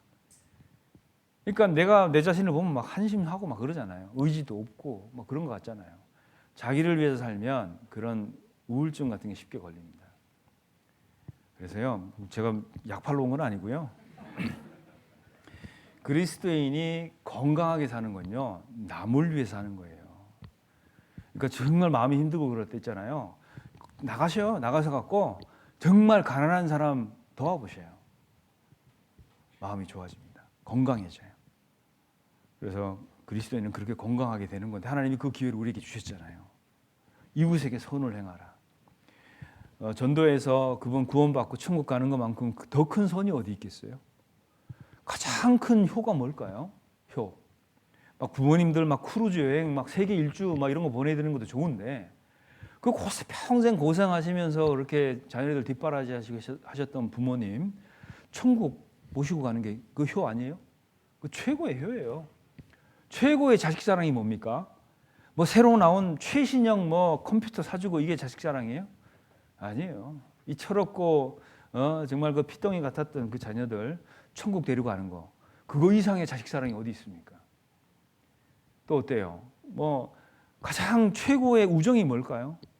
정말 그 이제 네 것 내 것 없이 살았던 그 친한 친구 그 손 잡고 천국 같이 들어가는 게 최고의 우정 아니겠어요? 네. 우리는 이런 걸 하잖아요. 근데 왜 그 감정적인 그런 병들을 우리가 알아야 되죠? 그게 자기중심적인 신앙을 살면 그래요. 네. 연민 덩어리죠. 내 자신 자체가. 그죠? 그리스도 안에서 안식하는 겁니다. 우리는. 그러니까 그리스도 밖에서요. 내 자신 부여잡고 살아보십시오. 우울해요. 뭐 별 볼 일 없거든요. 근데 그리스도 안에서 살아보십시오. 세상에 예수님처럼 나를 사랑해 주신 분이 누가 있어요? 없지요? 예. 그분이요. 나를 사랑하신대요. 그 고백 계속 들어보세요. 예? 그 안에서 건강해지는 거예요. 그리스도 안에서 나를 들여다보면 우리는 안식합니다. 밖에 나가서 나를 살펴보셔요. 뭐 어디 가서 점 하나 찍을 데가 없잖아요, 우리가. 그죠? 그리스도 안에서는 정말 유명한데. 그래서 우리가 하나님이 그렇게 나를 돌보고 계시는 거잖아요. 그래서 우리가 진짜 아까 말씀드렸지만 갚을 것이 없는 사람들에게 물질과 또 하나 시간을 써보세요. 시간. 그건 절대 못 돌려받습니다. 네. 내가 이 사람을 섬겼어요. 한 1년, 2년. 뭐 교학교 교사분들 계시는데 참 이 철없는 학생을 내가 중등부 3년을 씨름했습니다. 같이. 진짜 안 바뀌어요. 매일 주일 와갖고 구원 의심하고, 그죠? 그리고 막 나는 신앙생활이 왜 안 되는지 아세요? 내가 구원이 아닌 것 같아요. 그리고 한 달 잠적. 네. 또 찾아가요. 뭐 맛있는 거 사주고 뭐 이렇게 하면 또 한번 나와 주죠. 네. 그렇게 해갖고 한 3년 했는데 인사도 안 하고 떠났어요. 네. 그냥 보세요. 내가 이 친구를 섬기기 위해서 3년이라는 내 시간을 썼습니다. 이거 절대 못 돌려받아요. 맞습니까? 근데 그거 누가 갚아줘요? 하나님이 갚아줘요. 네. 우리는 절대 헛일하고 있는 게 아니라는 거 아셔야 됩니다. 네. 근데 나중에 저기 군대 제대하고 청년 돼가지고 네? 정신 차리고 열심히 살아가지고요. 뭐 선교사 나가고 그런 얘기 많아요. 네. 그게 그 내가 쏟아부었던 그 같이 내가 시간을 썼던 그 3년의 시간이 아무것도 아니라고 생각할 수 있습니까? 그렇지 않습니다. 그래서요.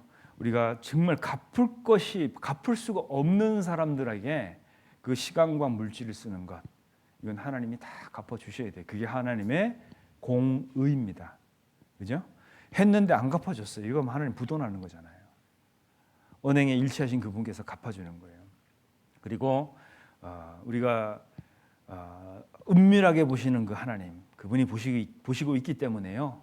그 갚아주시겠다는 약속 믿을 수가 있습니다. 다 갚아주셔요. 골로새서 3장을 보겠습니다. 네. 설교 시간이 다 끝나가는데 큰일 났네요. 네. 골로새서 3장 22절입니다.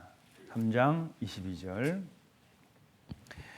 22절로 24절을 읽겠습니다. 종들아 모든 일에 육신의 상전들에게 순종하되 사람을 기쁘게 하는 자와 같이 눈가림만 하지 말고 오직 주를 두려워하여 성실한 마음으로 하라.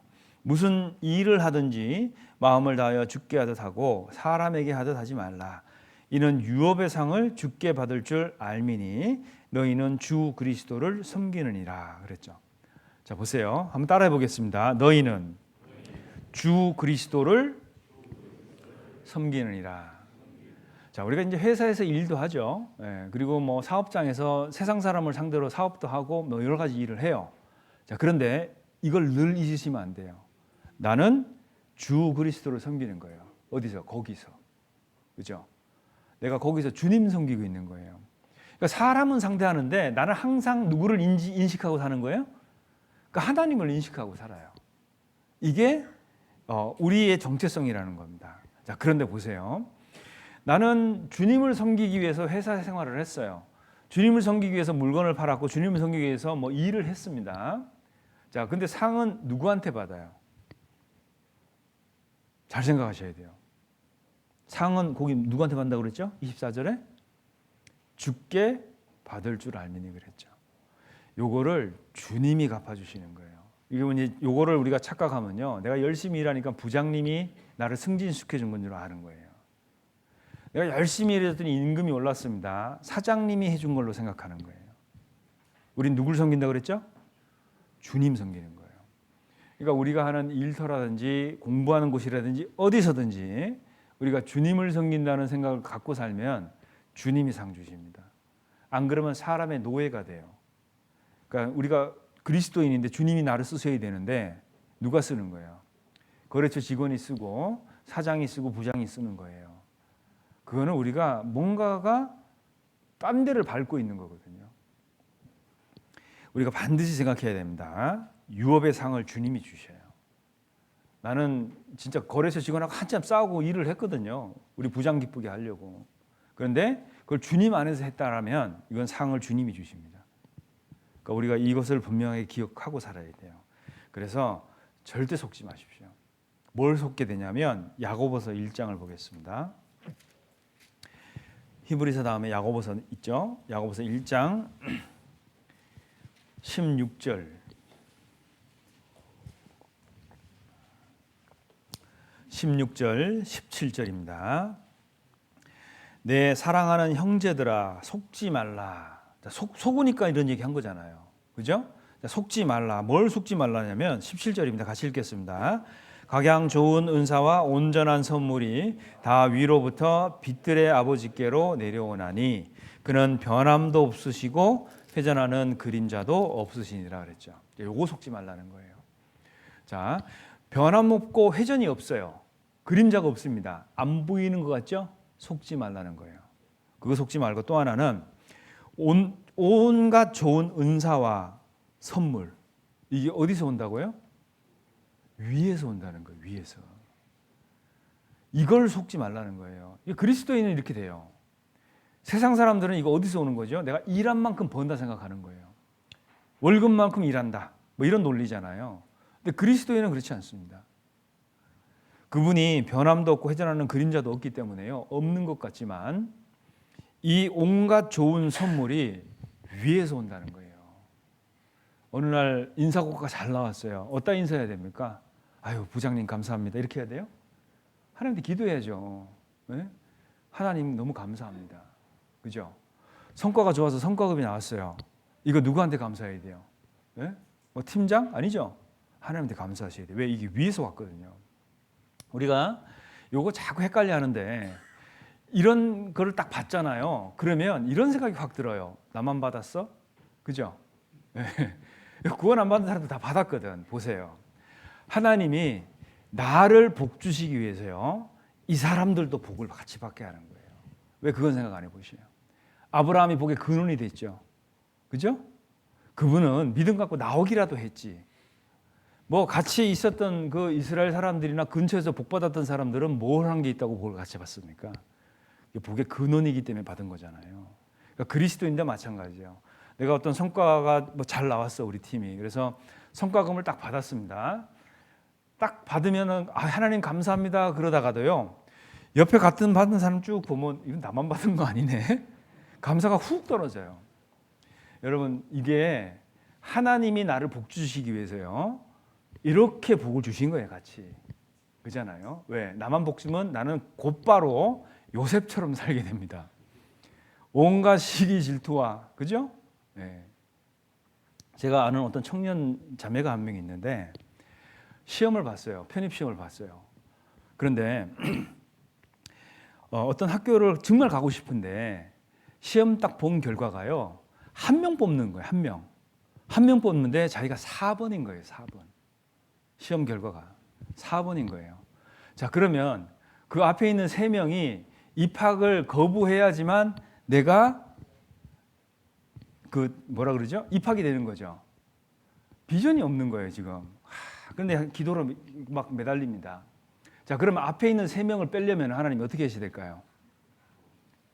이 앞에 있는 3명을 더 좋은 대학으로 보내야 돼요. 맞습니까? 네. 하나님이 그 3명을 더 좋은 대학으로 보냈어요. 그리고 4번인 자매님이 합격했습니다. 이게 하나님이 하시는 방법이에요. 아시겠어요? 네. 우리는 왜 나만 왕창 복을 받아야지만 감사하다고 하죠? 네. 그러니까 하나님이요, 나를 복 주시기 위해서 내 주변에 있는 사람도 복을 받는다는 거 아셔야 돼요. 그러니까 막 나만 받았어 이런 생각하면 돼요, 안 돼요? 나 때문에 복 받았구나 이렇게 생각해야죠. 그죠? 그게 하나님이 할 수 있는 능력이에요. 하나님은 그렇게 해줘도 아무 문제가 없습니다. 그죠? 왜? 뭐 가진 게 부족해요. 뭐 자원이 닳기를 합니까? 그래서 하나님은요, 우리 그리스도인들이 그렇게 살도록 만드시는 거예요. 근데 나는 그 가운데 있으면서도 하나님의 일하심을 잘 모른다? 이거 참 안타까운 일이 아닐 수가 없죠. 그래서 하나님은 원망할 수도 있고 그래요. 우리는 항상 올바른 동기를 갖고 있어야 돼요. 그래야 하나님이 나한테 그렇게 해주신 게 중요하게 다뤄지고 한 거죠. 우리는 대부분 평균 내는 거 좋아하잖아요. 남들 하는 만큼 하려고 하고 남들보다 조금 더 받아야 내가 복 받은 줄 알고 그러잖아요. 그래서 그런 하나님 앞에서의 올바른 삶의 태도를 갖는 것 되게 중요합니다. 그래서 예수님께서 아예 천명하셨어요. 사람 앞에서 보이려고 하는 거 상 없음. 네. 그러니까 우리가 천국 들어갈 때 엄청난 반전이 있다 이런 얘기하는 거잖아요. 그리고 마지막으로 돌아와 보겠습니다. 마태복음 23장. 거기 자기를 높고 낮추는 문제가 있는데요. 23장 11절 12절 제가 읽겠습니다. 또 너희 중에 큰 자는 너희를 섬기는 자가 되어야 하리라. 누구든지 자기를 높이는 자는 낮아지고 누구든지 자기를 낮추는 자는 높아지리라. 자, 반드시 하나님 앞에 가면요, 높고 낮는 문제가 있어요. 높아지는 자가 있고 낮아지는 자가 있어요. 그거는 여러 군데 여러 모양으로 하나님이 성경에 설명을 해놓으셨습니다. 자, 그런데 보면 큰 자는 너희를 섬기는 자가 되어야 하리라 그랬잖아요. 그리고 누구든지 자기를 높이는 자는 낮아진다고 그랬죠. 여기 보면 큰 자가 있고 그리고 자기를 높이는 자가 있어요. 자, 큰 자는 뭐죠? 하나님이 그렇게 여겨주는 자가 큰 자죠. 근데 자기를 높이는 자는 뭐예요? 자기가 커보겠다고 하는 자잖아요. 그러니까 큰 자가 있고 자기를 높이는 자가 있는데 하나님 보실 때 큰 사람이 큰 자죠. 자기를 높이는 자가 뭐예요? 스스로 크게 여기는 사람이에요. 자, 이것이 주님 눈앞에 이렇게 보이는 거라는 거예요. 우리가 정말 눈을 많이 낮춰야 돼요. 많이 낮춰야 됩니다. 가진 거 비교하지 말고요. 상태도 비교하면 안 돼요. 하나님 앞에서요, 정말 최대한대로 마음을 낮추려고 노력해야 됩니다. 교회 안에서요, 제일 편한 자리가 어딘지 아세요? 제일 불편한 자리가 어딘지 아세요? 여기예요, 여기. 가장 불편하고 어색한 자리가 여기입니다. 가장 편한 자리는 어딜까요? 교회당 지하 주차장 밑바닥이에요, 거기. 그죠? 가장 낮은 곳. 거기 엎어져 있으면요, 뭐 갈등도 없고 불편한 거 아무것도 없어요. 낮추면 있잖아요, 책망이 달아요. 그리고 개선이 됩니다. 성장이 돼요. 높이면 어떠죠? 진짜 불편해요. 나를 언제 봤다고. 그죠? 뭐 세상에서 봤으면 만날 일도 없는 사람들인데 뭐 이런 마음 딱 들어갑니다. 그게 왜 그럴까요? 마음이 높아져서 그렇죠. 우리가요, 뭐 사람들끼리요, 나같지 않기 때문에 불편할 수밖에 없어요. 근데 이거 한번 생각해 보시죠. 세상에 정말 많은 사람들이 있고 다양한 사람이 있고 이상한 사람도 있잖아요. 그 모든 사람하고 다 잘 지내시는 분이 누군지 아세요? 하나님이시죠, 하나님. 하나님은 그 이상한, 내가 봤을 때 정말 이상한 그 사람하고도 아주 잘 지내세요. 사랑하시고. 그러니까 우리가요, 사람 싫다 하면 안 됩니다. 그 사람 하나님 사랑하시는 사람이에요. 그죠? 막 내가 사랑하는 사람이 누가 와서 막 뭐라 그래봐요. 여러분 기분 어떠셔요? 그죠? 네, 불쾌하잖아요. 하나님 사랑하는 사람이에요. 그러니까 사람 싫다 하면 안 됩니다. 그래서요, 어느 날 갑자기 내가 하나님하고 거리감 느끼실 때 있죠. 하나님하고. 그전에는 괜찮았는데 어느 날 갑자기 하나님하고 막 거리감이 느껴지고 뭐가 잘 소통이 안 되고 기도가 막히고 그럴 때 있잖아요. 그거 왜 그런지 아세요? 야고보서 4장 보겠습니다. 야고보서 4장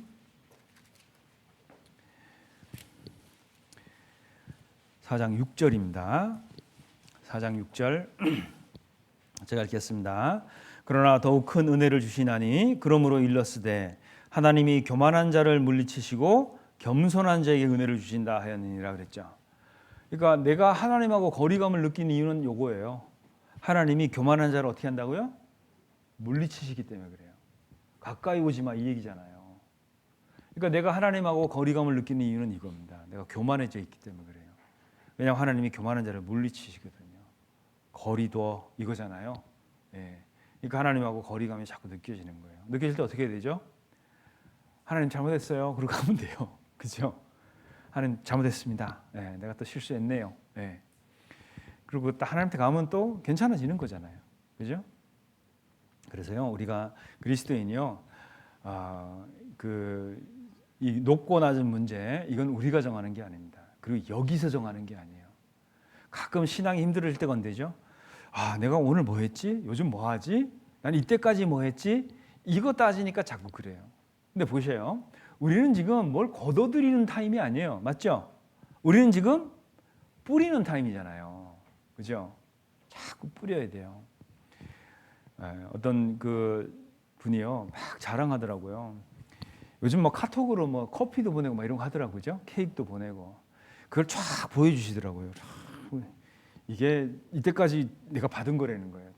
그래서 이야, 기술도 좋다. 이거 어떻게 그렇게 많이 받으셨어요? 막 열 몇 개가 돼요. 그랬더니 이분이 씩 웃으면서 그래요. 내가 얼마나 뿌린 줄 알아요? 예. 그러니까 뿌리니까 거뒀다 이 얘기잖아요. 이게 만고불변의 진리입니다. 자, 우리가 왜 뿌린 거 없이 거둘라 그러냐면 교만해서 그래요. 예. 나의 노력은 요만큼인데 차원이 다른 노력인 거지 이게. 그죠? 차원이 나는 아주 고품격의 뭘 담았다 이 생각하는 거예요. 예. 그래서요. 우리가 하나님 앞에서 정말 마음을 낮춰보고 그리고 내가 스스로 작은 자로 여기잖아요. 그럼요 할 일이 얼마나 많은지 뭐예요. 다 눈에 띄고 내가 할 일, 다 내가 할 일이에요. 마음이 높으면 어때요? 다 남이 할 일이에요. 남이 할 일. 그래서 높고 낮추는 거. 그죠? 큰 자가 있고 자기를 높이는 자가 있다 그랬죠? 우리는 큰 자가 돼야 됩니다. 큰 자. 자, 그래서요 이 세 가지 조언은요 한 가지 원칙 때문에 나오는 거예요. 하나님이 세우는 한 가지 원칙. 그 원칙이 뭐냐면 뿌린 대로 거두는 원칙입니다. 자, 이게 만고불변의 진리인데요. 아주 쉬워요. 어렵지 않습니다. 콩 심은 데 뭐나요? 콩나죠. 그럼 팥 심은 데 뭐나요? 모르세요? 팥 심은 데 팥나죠. 그러면 안 심은 데는 그것 때문에 그래요. 네. 콩 심은 데 콩나고 팥 심은 데 팥나고 안 심은 데는 안 나요. 그것 때문에 하나님이 우리에게 조언을 하시는 겁니다. 자, 그래서요 우리가 신앙생활을 한다고 뭐 부산할 수 있는데 우리가 이거 하는 이유가 뭐예요? 영원한 영광이거든요. 하나님을 영화롭게 하면 우리는 기쁨을 얻어요. 그리고 하나님이 나를 영화롭게 하십니다. 그래서 우리가 영원한 천국 들어갈 때요 내가 가지고 들어가는 영광이 있어야 됩니다. 이제 그것을 자꾸 들여다보면 비전이 생겨요. 그래서 현재의 문제가 점점 작아집니다. 우리가 인간이기 때문에요. 인간으로서 겪는 어려움은 절대 못 벗어나요. 그거 벗어나려고 하지 마십시오. 그거는요 그냥 디폴트 값을 하나님이 딱 준 거예요. 이거는 절대 못 벗어나요. 근데 사이즈는 우리가 정할 수 있어요. 내가 컨디션이 안 좋으면 그 문제가 너무 커지잖아요. 근데 컨디션이 좋으면 어때요? 그거 별일 아니에요. 맞죠? 자, 이게 무슨 얘기냐면 그 문제는 항상 거기에 있는데 이 문제를 작게 만드는 방법밖에 없어요. 그게 뭐냐면 신학적 용어로 성령 충만이라고 하는 겁니다. 내가 커져야 돼요. 그 문제는 안 변합니다. 그런데 그 문제보다 내가 커져야 돼요. 자꾸. 그게 그리스도인의 신앙생활에서 우리가 얻어야 되는 능력이에요. 그래서 그런 그 하나님이 주시는 능력을 힘입어서 은혜의 보좌 앞에서 우리가 그걸 매일 받아야 될 것 같습니다. 기도하시겠습니다. 사랑과 은혜가 많으신 주님 감사합니다. 우리를 구원하시고 능력 가운데 지금껏 이끌어 주시고 도와주신 것 감사합니다. 주님 오시는 그날까지 우리 삶이 부끄럽지 않도록 늘 우리 입술의 말과 또 간증을 지켜주시고 우리 언행을 살펴주셔서 하나님을 영화롭게 하는 저희가 될 수 있도록 인도해 주시옵소서. 우리를 사랑하시는 예수님 이름으로 기도드립니다. 아멘.